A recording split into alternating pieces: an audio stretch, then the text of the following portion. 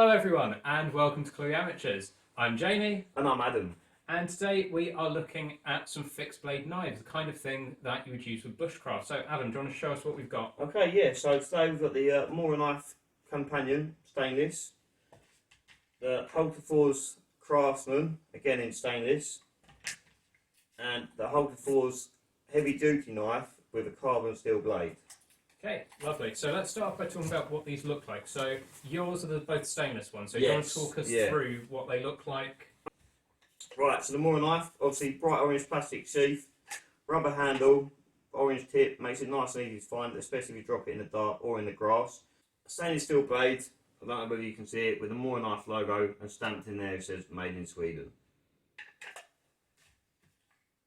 Back to the Hultafors, blue polymer handle, black plastic sheath. Again, I'm not sure if you can see, but I've got my fire steel just on the back with a bit of inner tube. It's always there, just handy if you need it. A clip on there as well. It does come with a belt clip, but depending on the belts you're wearing, it can be a bit tight. It's not very wide, so some belts obviously you struggle to get it on. Yeah, so they've got a slightly more versatile belt clip on the Mora. Yeah. That just clips on rather than clipping around the belt. Yeah, it's easier to clip on like that, so you don't have to worry about trying to slide. If you forget how many times you put your belt in, like, oh, I've not put my knife on, just clip it on afterwards. Happy days. And then finally we've got the Hultafors Heavy-Duty, got this nice outdoorsy green handle, though much easier to lose in the dark. Carbon blade, you can see a bit of patina on there. Nice thick blade, it's just over 3mm wide, nice and robust. Again, got that black sheath which it clips into really nicely. In theory you could even have it like that if you wanted to, probably wouldn't recommend it, but you could. And much like Adam's, we've got fire steel on there, carabiner, because I'm not mad on this, belt clip, and also a pull-through sharpener. So that's what they look like, and I think we've pretty much covered the materials as well there. Yeah. So the only big difference here, these are all kind of undisclosed steels, but both of the Moras are hardened steels, whereas as we discovered while we were testing them, the companion is not a hardened steel. In terms of size, do you want to go through the sizes? They're all pretty similar. Yeah, they're pretty similar. I mean, the Mora knife I think is slightly longer. If I get them out to sort of show you the comparison sizes. So handle size pretty similar sort of width as well, quite comfortable in hand. What's that, about 10 centimetres? Yeah, about 10 centimetres. Yeah, probably about 20 centimetres, maybe a little bit longer overall. But again, I don't know if you can see the blade on the Hultafors is slightly deeper than on the Mora knife. But you've got that longer profile on the companion. Yeah. I don't know whether... No, they're about the same thickness as well. About the same thickness. Yeah, what you have got with the heavy duty though is you have got this much chunkier handle, which is quite nice if you're wearing gloves or if you've got quite big hands. And all of these, the tang of the blade runs about 2/3 of the way into the handle, so you've got not a full tang, but enough tang to really trust that handle to take a bit of a beating. Okay, so in terms of safety features, all of these clip into the sheaths nicely, and you'll also notice they've got this nice deep choil to them, so when you're holding them, it's really hard to slip onto the blade. Also, something people often overlook is that these haven't got a symmetrical blade profile, so it's really clear which is the cutting edge. Also, the handle looks nothing like the blade, so in the dark, you're never going to grab the blade by accident.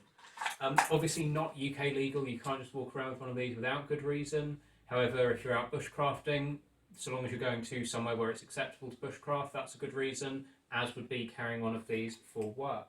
We're going to cut now to a few clips of us testing these. So what tests are we doing on them? So we've done feather sticks, we've done tests on fire steels, we've done battening, and various different cuts as well, just to see how they performed.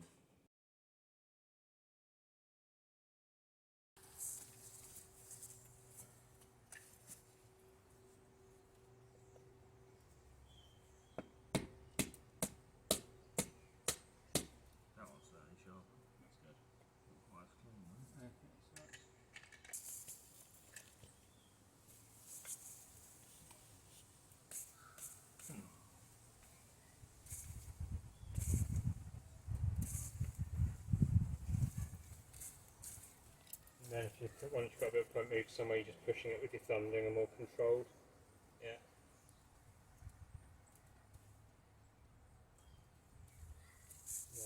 Bit of feather stick.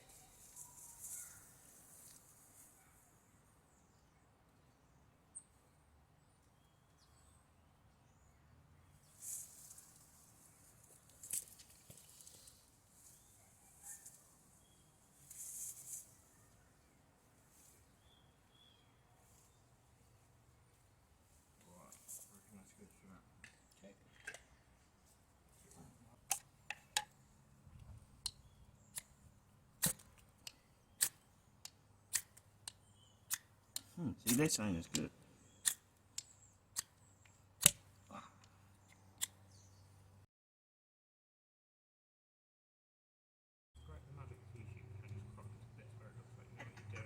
In one hit, boom, split. Do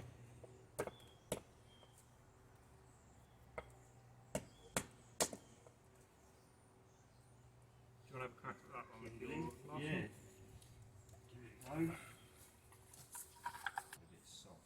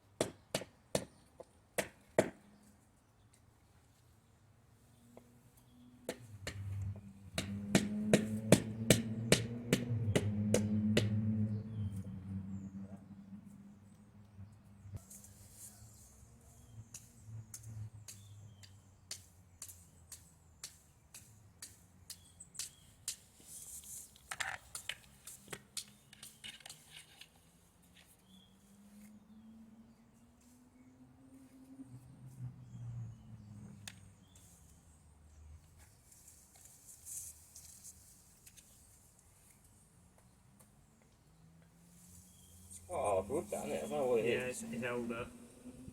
It's also quite green still. Yeah, so it makes it harder to cut. It's a bit softer.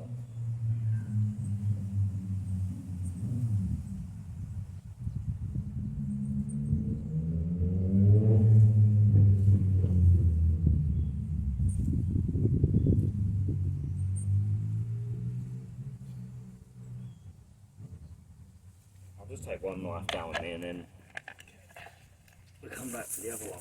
Only a Sports Direct Classic. So actually that's... What's so? Which way do you reckon?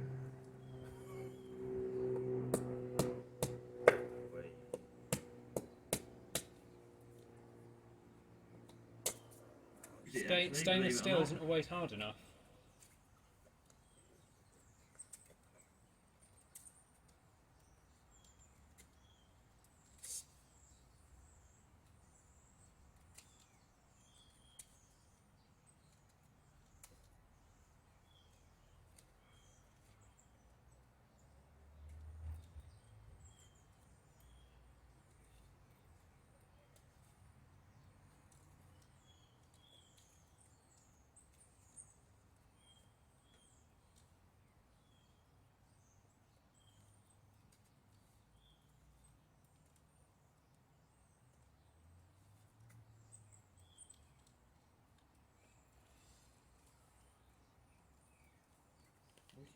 You can just show one of your feather sticks to the camera.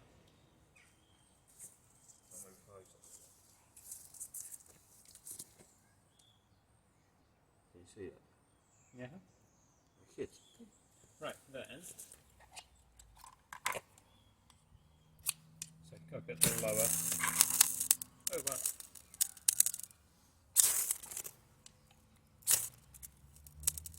Yeah, that's great.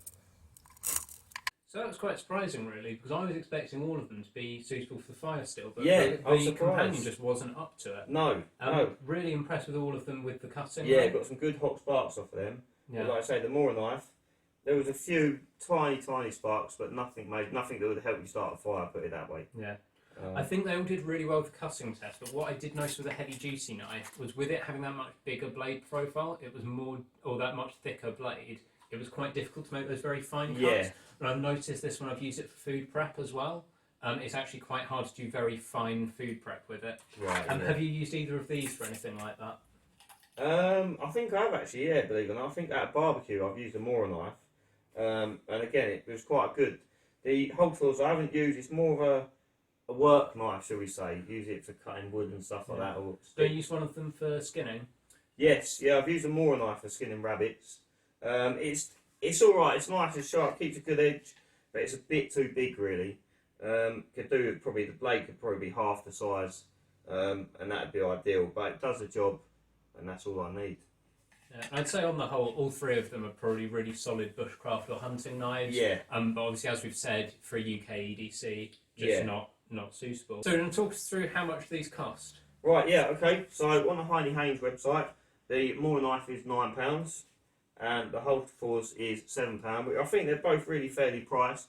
Very good knives for that sort of money. You know, they do really well. Yeah, and you can pick up the heavy duty for £6, so real bargain there. Yeah. In Sweden, people actually don't sharpen these; they just buy a new one. Like they're so cheap, but they're actually so well made and a really solid bushcraft option. That's it. For that sort of money, you could probably afford to swap them out once every few months, something like that. Just have some spares. Especially if you're using it every day as a work knife. Yeah, and they do quite a lot of work-specific knives. So they do like an electrician one, a painter's one that's designed for opening paint tins. Yeah, I Really think the good. electrician's one's actually insulated as well. Is it? So if they were to accidentally catch a live wire, you'd probably be safe. Oh, clever. So if you had to recommend any one of these to someone as a bushcraft knife, which do you think you would recommend?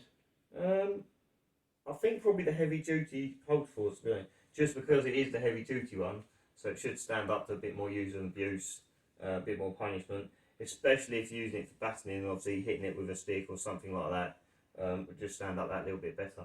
So it's interesting to say that because I would actually go for your stainless. Oh, would you? Because if you look at my heavy duty, it's already patinaing and I haven't used this all that much, so you would actually have to really take care of this to prevent rust getting in. Yeah. Where you also have that really thick blade, which if you're carving, if you're food prepping, is that much more difficult. So personally, I think I would go for the stainless Hultafors. And as we've done, you can attach all sorts of stuff to the what's the word? Sheath. You can attach all sorts of stuff to the sheath and make it a bit of a bushcraft setup. So it actually looks like the Mora, which is a big bushcraft favourite, has lost out to the Hultafors. Yeah, I'm surprised actually. I thought that'd be quite a high runner, but out of the knives we have here, it's probably I'm not going to say the worst one because it's not the worst by any means, but it's our least favourite. Yeah. So.